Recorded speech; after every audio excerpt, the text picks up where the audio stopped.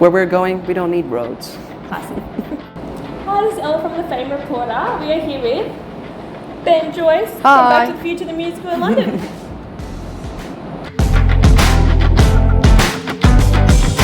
Hello. Hi. So what kind of sparked your interest in performing initially? So Back many in the day. things, so many things. I first fell in love with singing probably as a kid. I was so young, about 4, I was singing on karaoke and stuff. And then my parents kind of saw that there was, this little spark in performing, and they thought, well, why don't we see if you fancy going to a stage school or something. And by the time I was 9, I was in my first amateur show where I was playing the apple seller in Annie. Glamorous. Great role. But that was where it started, and then from there I was doing Amdram and performing at stage schools, and eventually then I decided maybe it was something that I wanted to do as a career. So at about 16 I decided that, and then I went to drama school and all that stuff, and ended up here. Lovely. Yeah. Very cool. So how did your experience with Back to the Future begin, and what was your reaction when you got the role of Marty Mcfly?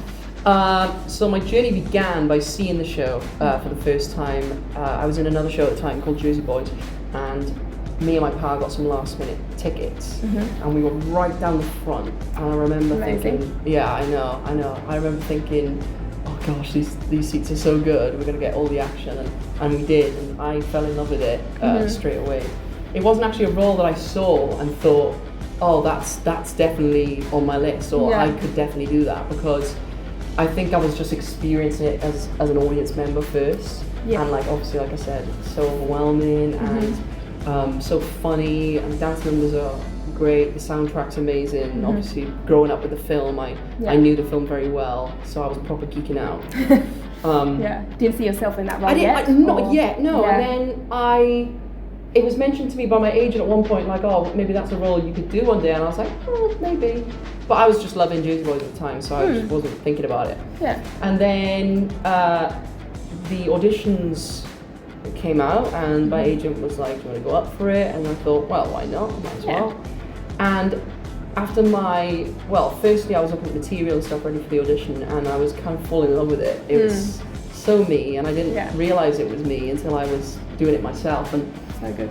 And so I was like singing the songs, doing the scenes, and I was loving it. I was watching the film for inspiration, obviously trying to remember the story and stuff. And so once I'd started auditioning, I was just loving it. And I think that's why, obviously, in an audition, if you're enjoying yourself, I'm sure the panel picked that up, and they could see that I was loving it, and so that was my journey really, and not something that I instantly thought, I have to do that. This is it, But I think maybe I just didn't realise I had it in me, and then when I started doing it, it was actually really, really up my street. So good. Yeah, when you got the call, were you like freaking out and calling your mum? It was amazing. It was amazing, and obviously it was really new in the West End. It was the cast before I joined was the original London cast. First one? So having seen that, and then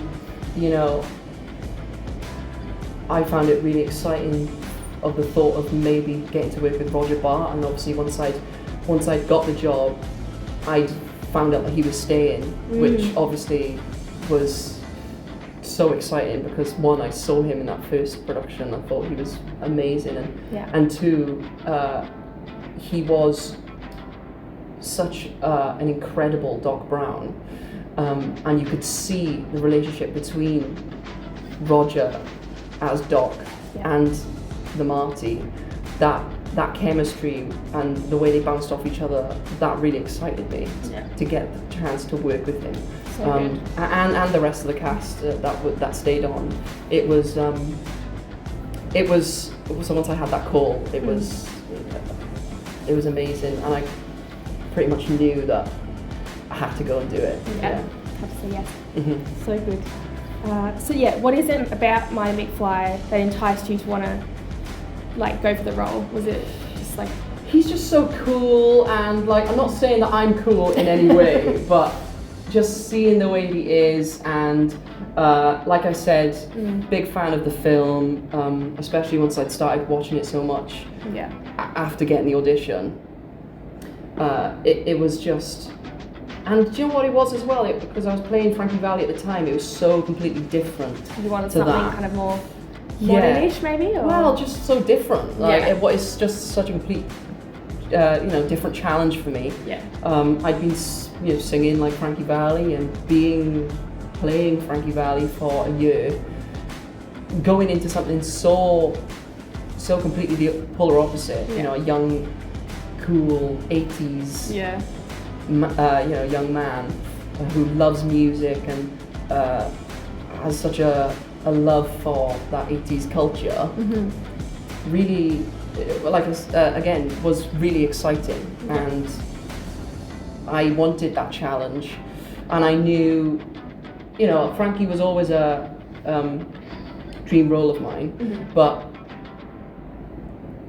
seeing the material and seeing the show, it was obvious to me that inside I really, really, really wanted to do it. Yeah. And I couldn't ignore that. Even though I loved my job at Jersey Boys, I couldn't ignore that I really wanted that new challenge. So good. What 3 performers, dead or alive, would you die to have a dinner party with?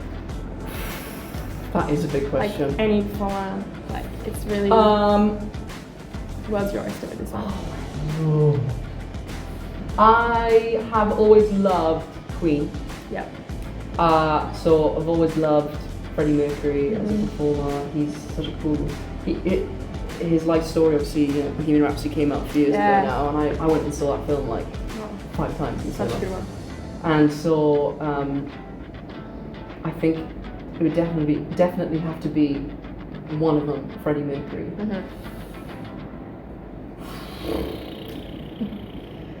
I think, oh my god, this is so hard. Pavarotti, I think. They're all like singers, but singing and music is such a part of my life.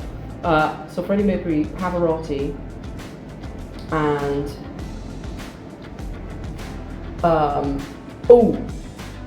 maybe Patrick Swayze. Yes. Yeah. So Actually, no, I'll take that back. Okay. I don't want them all male. Yeah. Anyone. So I'm gonna go back and I'm gonna say, definitely Freddie Mercury, definitely Pavarotti, and Judy Garland, for sure. So good. 100%. Yeah. Icon. I think that's a nice. Yeah, good very- mix. yeah. Yeah. Imagine that dinner party. Yeah. Wow. Messy. Bit of everything. Yeah. Cool. So as you were saying, your West End debut was playing Frankie Valli, Jersey Boys. Yeah. So what was that whole experience like starting on the West End first time? It was kind of surreal. Yeah. Yeah. It's always your dream when you're, wanting to be a performer and going to drama school, and when you're in drama school, all you want is an agent, and then when you get your agent, all you want is a job, and that's all you want really, is just a job.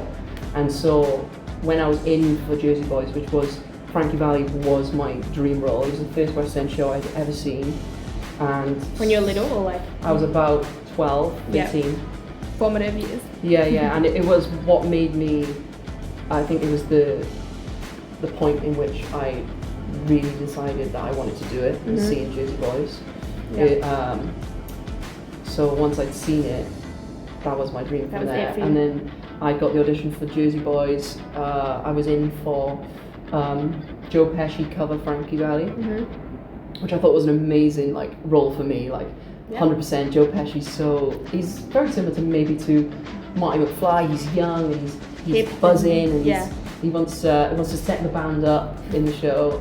So I was loving all that Joe Pesci material. I was loving the Frankie stuff because obviously you cover it. Yeah. And then during the audition process, they were like, "Oh, let's bring you in for Frankie." Then I went in for Frankie, and then they're like, "Oh no, you're too young for Frankie." And so I went back to Joe Pesci, and then I went into my final, and they were like, "Okay, just do all the Frankie Valli stuff." So, again, just a young grad wanting to get just a job. So you're right out of grad school? Right out of Mount View, I'd signed with my agent maybe 4 or 5 months before. Oh, not long at all. Not long, no. Maybe even less. Yeah. Because my first round was on a camera. Yeah. So just wanting a job, and then I got my agent met up with me. We were, walking down the street having a conversation, and he said, "You're going to be playing Frankie Valli," and it was just so surreal because, like I said, always my dream role. I just, was a young grad wanting a job, and then all of a sudden I got one of the leads. It was the best job ever. I know I'm only on my second one yet, and I love this job. But obviously, as your first job, it really does stick in your heart.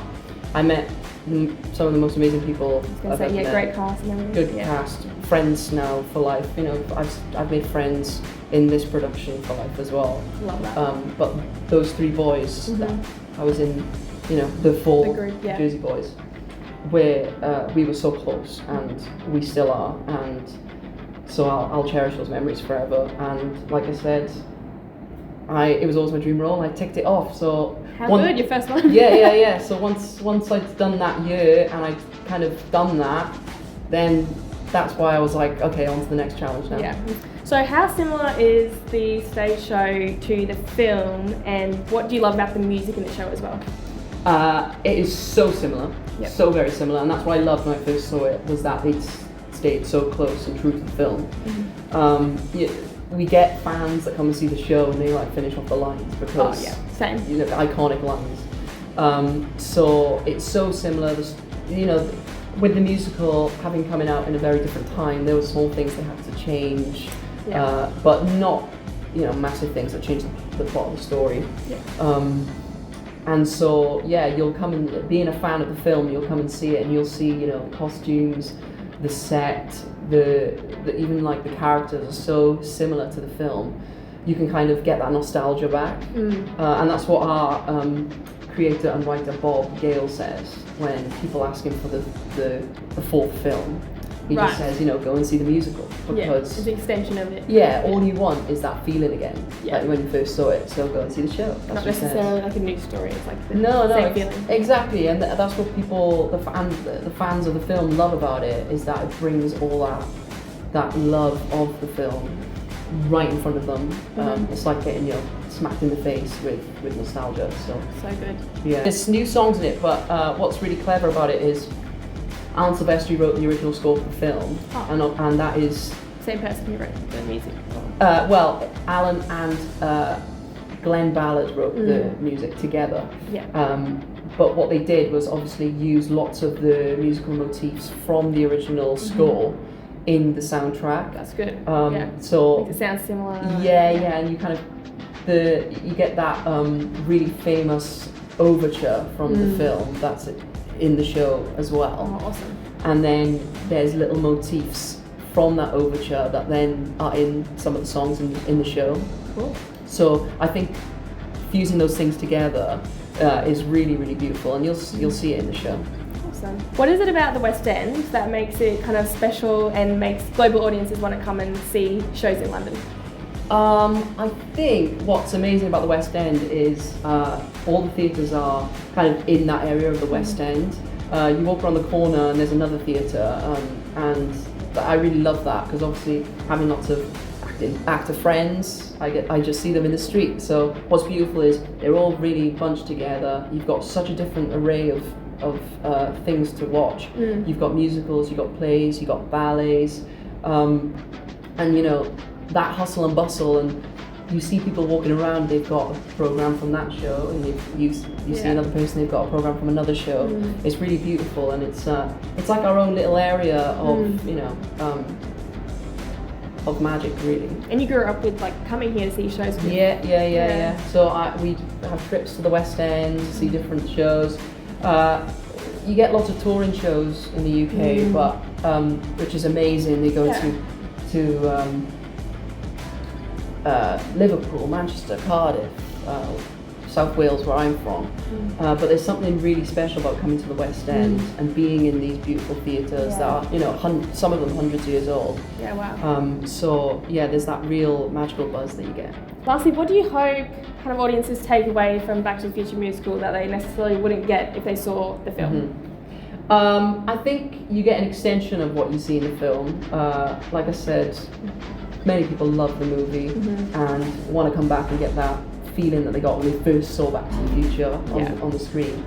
So you get that, and then you also get those really amazing, funny show numbers on top of it. So you've not only got what you get in the film, but you also get the extension of that. And there's nothing quite like the feeling that you get when you're sat in a theatre and you get to experience that with all the rest of, near 1,500 people in that theatre. And we feel it as well. We went on stage, we kind of all tune in together, and you don't really get that.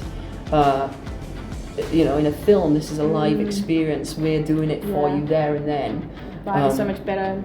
We have like the car, the DeLorean, and like we got it all. We've got all this other amazing things that you'd see in the film and more. And so I think that's what you get when you come and see the musical. You get all that amazing feeling of the film and more. Amazing. Thanks, Ben.